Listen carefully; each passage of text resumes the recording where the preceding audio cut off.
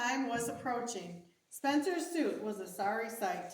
I need a new suit, he thought. I can earn enough money this summer to pay for it, but I need it now. He walked to the bank. After he had been seated in Mr. Davis's office, he asked, "May I borrow $40? I could sign a note for it and pay it back next summer when I get into my revival meetings." "Why, of course, Spencer." Signing the note and excusing himself, Spencer turned toward the chapel service. There was a missionary speaker that day. He was asking for money for foreign missions. The Lord spoke to Spencer's heart. "Do you love me?" "Why, yes, Lord, I love you." "Do you really love me?" "Yes, Lord, you know that I love you." "How much do you love me?" "More than all the world, Lord." "Do you love me $40 worth?" "But Lord, I was going to buy a graduation suit with that money." "Do you love me enough to give me the $40 and graduate in the old suit?" "Why, yes, Lord, if you want me to, I'll give you the $40 and graduate in my old suit." So Spencer put his $40 in the collection plate, and the Lord began to bless him so he could hardly contain it. He ran over to the boys' dormitory, shouting and praising God. Mrs. Blackman came down to see what was the matter and got blessed. The days passed busily along. Graduation time was getting close. Spencer was coming in from classes when he met Ralph Buffington on the front steps. "Hello, Spencer. What size suit do you wear?" "Oh, I don't know." "Do you suppose you wear my size?" "Well, I don't know, Ralph. Why?"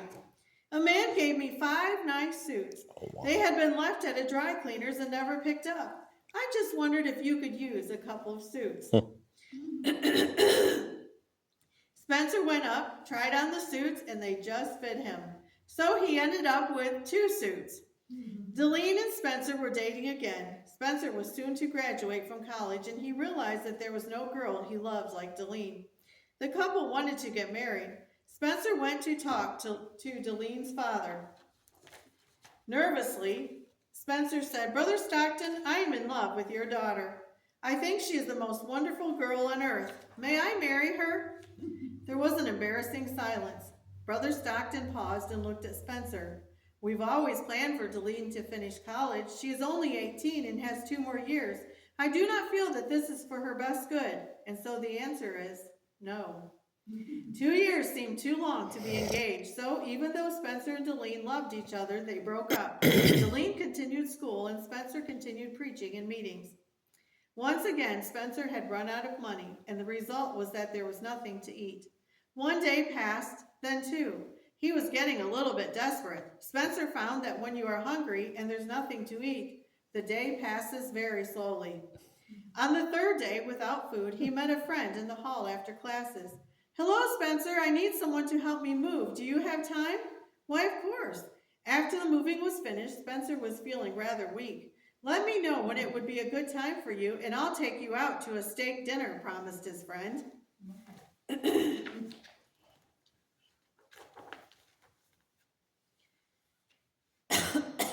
Right now would be as good a time as any. And they went out for the much appreciated meal. Spencer and Deline got back together right before her senior year. Spencer was preaching most weekends, so they couldn't see each other very often. They finally felt led to get married when they were 20 and 24. They had a quiet wedding and immediately started in the Lord's work together. Spencer was scheduled to do the singing for a revival. He made the phone call to break the news to the pastor. "Brother White, I just got married yesterday. Do you still want me to hold the revival?" Brother White did, but he didn't know where he was going to put everyone. The evangelist had also called and said he too was not coming alone, but was bringing his wife, his twin boys, his 8-year-old boy, and his mother-in-law. Somehow Sister White found a spot for everyone, and the Lord helped them. Deline did not drop out of school, but she continued to take classes. Spencer rented a room for them near the Bible college where Deline was enrolled. She was finishing her last semester in college while Spencer was traveling to do revivals. They got so homesick for each other.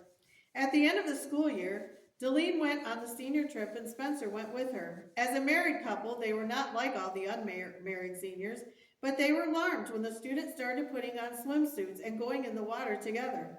Deline and Spencer left the senior trip early and went back to the college. They did not fit in. When Spencer was in between revivals, he needed money to pay his bills.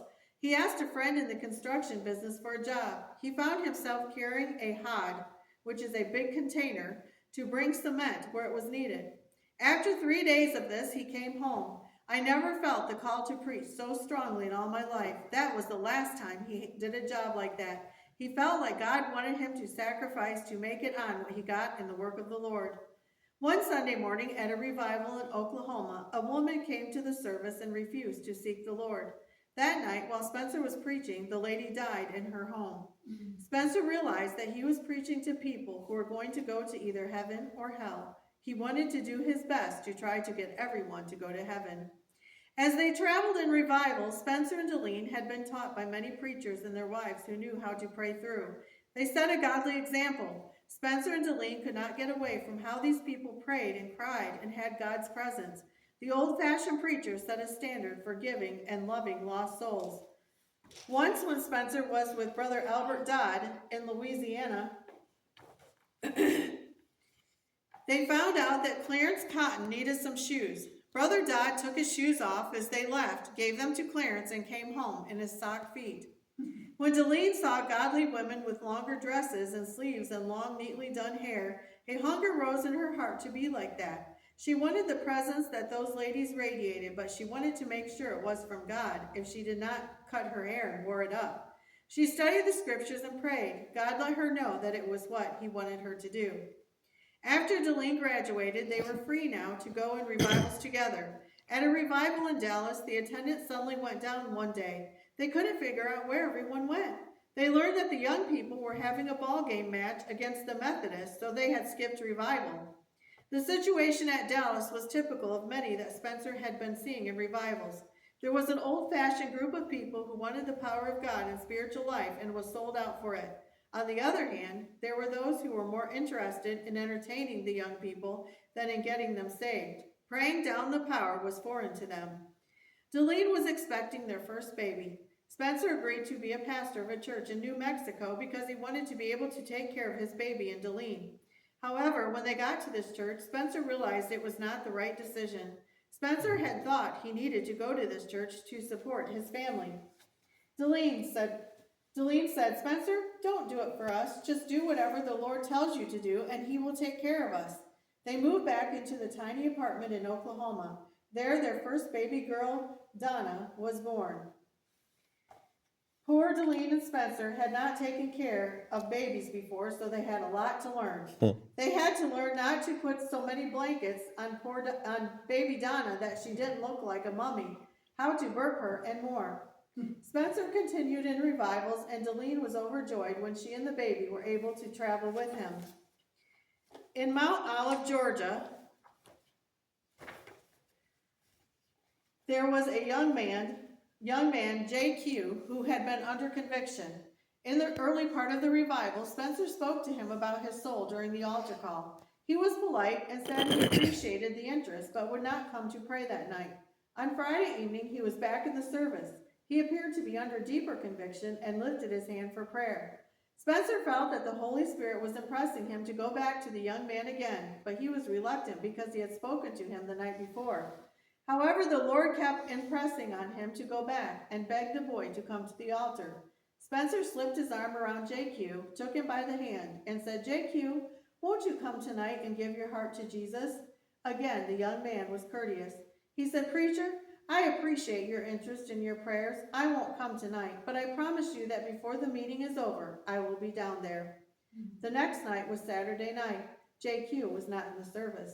After church, Spencer and Deline went to the parsonage and tried to get some sleep. Spencer tossed about on the bed. A strange, dark feeling settled around. He felt there was something wrong. Something bad was going to happen.